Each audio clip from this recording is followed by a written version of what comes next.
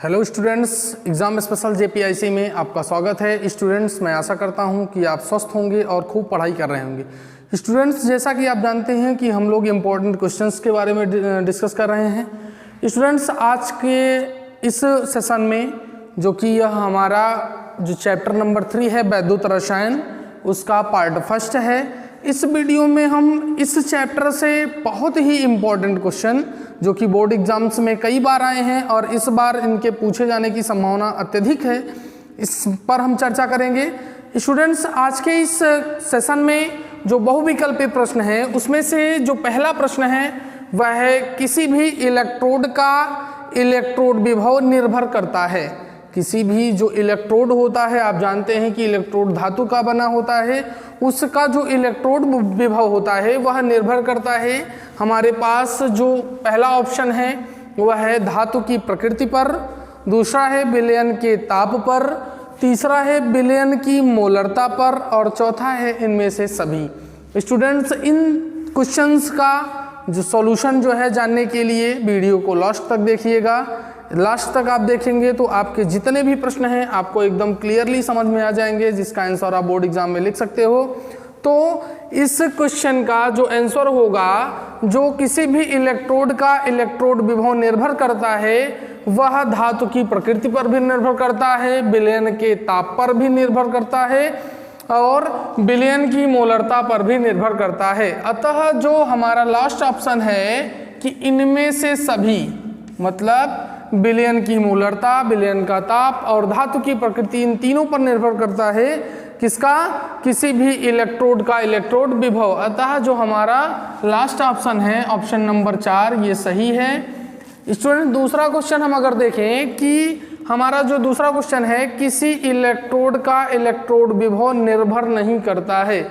इस क्वेश्चन में पूछा था कि जो है पहले वाले क्वेश्चन में पूछा था कि इलेक्ट्रोड, किसी भी इलेक्ट्रोड का इलेक्ट्रोड विभव निर्भर करता है। इस क्वेश्चन में पूछ रहा है कि किसी भी इलेक्ट्रोड का इलेक्ट्रोड विभव निर्भर नहीं करता है। किसी भी इलेक्ट्रोड का इलेक्ट्रोड विभव किस पर निर्भर नहीं करता है? पहला ऑप्शन दिया गया है धातु की प्रकृति और उसके आयनों पर निर्भर नहीं करता है, या दूसरा है विलयन में उपस्थित आयनों की सांद्रता पर, विलयन में जो भी आयन उपस्थित हैं उनकी सांद्रता क्या है उस पर, तीसरा ऑप्शन है हमारा दाब पर और चौथा है ताप पर। स्टूडेंट्स, जैसा कि आप जानते हैं पिछले क्वेश्चन में हमने देखा था धातु की प्रकृतियों, उसके आयनों की सांद्रता, विलयन में उपस्थित आयनों की सांद्रता और ताप पर, इन सभी पर जो है निर्भर करता है।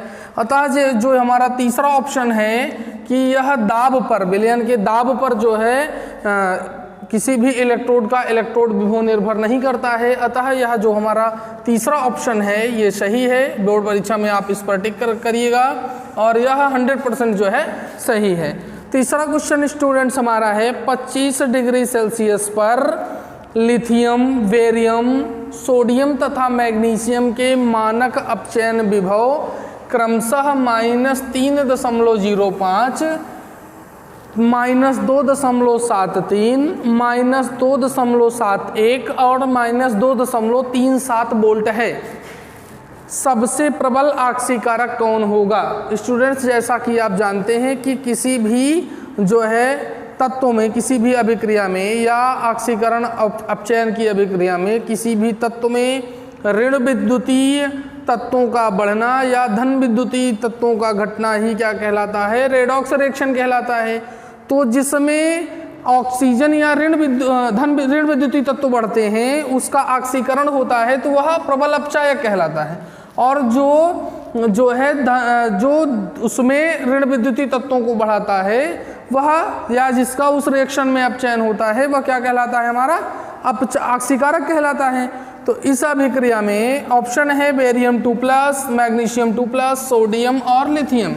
स्टूडेंट्स, हम आपको बता दें कि यह जो दूसरा ऑप्शन है Mg2+, जो मैग्नीशियम होता है, यह इस सभी में जिसका जो है मानक अपचयन विभव मैग्नीशियम का कितना दिया गया है? -2.37। यह जो है किसी भी अभिक्रिया में प्रबल ऑक्सीकारक का कार्य करता है। स्टूडेंट्स, चौथा क्वेश्चन हमारा है जंग मिश्रण है, जो जंग होता है जिसे हम संक्षारण की अभिक्रिया करते हैं उसमें लोहे में, तो वहाँ पर जो जंग होता है इसमें दिया हुआ है कि जंग मिश्रण है किसका, फेरस ऑक्साइड का और इसका FeOH का होल थ्राइस का, FeOH का होल थ्राइस का मतलब फेरिक हाइड्रोक्साइड का, या फेरस ऑक्साइड का, या फेरस हाइड्रोक्साइड का, या हम कह सकते हैं कि ये फेरिक ऑक्साइड और फेरिक हाइड्रोक्साइड का, या चौथा ऑप्शन जो हमारा है कि फेरिक ऑक्साइड और फेरस हाइड्रोक्साइड का। इन सभी में जो हमारा जंग का मिश्रण होता है स्टूडेंट्स, वह होता है फेरिक ऑक्साइड और फेरस हाइड्रोक्साइड का मिश्रण होता है, जिसे हम क्या कहते हैं, जंग कहते हैं। अतः हमारा जो तीसरा ऑप्शन है यह सही है। स्टूडेंट्स नेक्स्ट और लास्ट क्वेश्चन देखे हैं इस वीडियो का।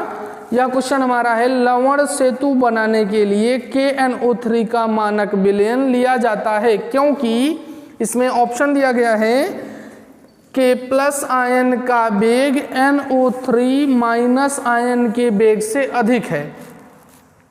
हम कह सकते हैं कि पोटेशियम आयन का वेग नाइट्रेट आयन के वेग से अधिक है। दूसरा ऑप्शन है हमारा नाइट्रेट आयन का वेग पोटेशियम आयन से अधिक है। तीसरा ऑप्शन है पोटेशियम व नाइट्रेट आयन का वेग समान है। और चौथा ऑप्शन जो हमारा है वह पोटेशियम नाइट्रेट अधिक घुलनशील है। तो स्टूडेंट्स हम आपको बता दें कि लवण सेतु बनाने के लिए पोटेशियम नाइट्रेट का मानक विलयन लिया जाता है क्योंकि जो हमारा ये पोटेशियम और नाइट्रेट आयन का वेग होता है वह समान रूप से होता है। इसलिए हम क्या करते हैं, पोटेशियम नाइट्रेट विलयन का ही उपयोग करते हैं। अतः हमारा जो तीसरा ऑप्शन है, तीसरा ऑप्शन जो है हमारा सही है। आप एग्जाम में इस पर टिक लगाइएगा, यह 100% सही है।